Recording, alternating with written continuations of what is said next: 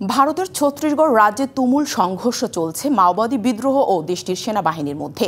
পরিস্থিতি যেন যুদ্ধক্ষেত্রে পরিণত হয়েছে। সশস্ত্র এই গোষ্ঠীর দমনে নেমেছেন ক্ষমতাসীন বিজেপি সরকার। বলা হচ্ছে 2026 সালের মধ্যেই মাওবাদী বিদ্রোহী নির্মূল করা হবে ভারতে থেকে।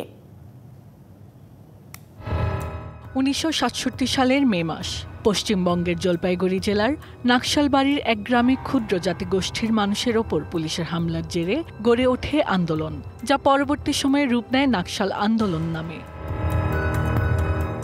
চীনের নেতা মাও সেতুং এর বিপ্লবী আদর্শে তৈরি হয় communist party of India, Marxist Leninist CPI-ML, যার নেতৃত্বে ছিলেন সেখানকার জমিদার পরিবারের সন্তান চারু মজুমদার, যা পরে রূপ নেয় communist party of India Maoist নামে। বাংলাদেশের শক্তিশালী থার্মিক স্টিল বার ফেমাস স্টিল লিমিটেড। কয়েক দশক ধরে চলা মাওবাদীদের বিদ্রোহে প্রাণ হারায় 12,000-এরও বেশি মানুষ, মাওবাদী বিদ্রোহ ও সেনা সদস্য। বলা হয়ে থাকে কাশ্মীরের পরে স্থান এই গণযুদ্ধের। তবে এই বিদ্রোহ চরমে পৌঁছায় 2000-এর দশকে। বর্তমানে এই গোষ্ঠীর শক্ত ঘাঁটির উপস্থিতি রয়েছে ঝাড়খণ্ড, পশ্চিমবঙ্গ, উড়িষ্যা, বিহার, ছত্তিশগড় এবং অন্ধ্রপ্রদেশে। গত 16 মাস ধরে মাওবাদী দমনে শক্ত হাতে লড়াই চালাচ্ছেন ক্ষমতাসীন বিজেপি সরকার। আশা করা হচ্ছে 2026 সালের মধ্যে এই বিদ্রোহীদের দমন করা হবে।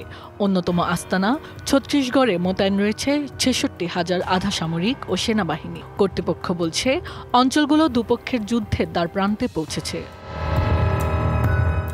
সাম্প্রতিক সময়ে ভারতীয় গণমাধ্যমগুলোয় উঠে আসছে মাওবাদী বিদ্রোহীদের নিহতের খবর। তবে গোষ্ঠীটির দাবি অভিযানের নামে নিহত হচ্ছেন স্থানীয় মানুষ।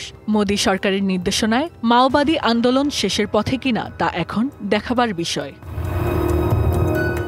Hasna Akter, DBC news desk.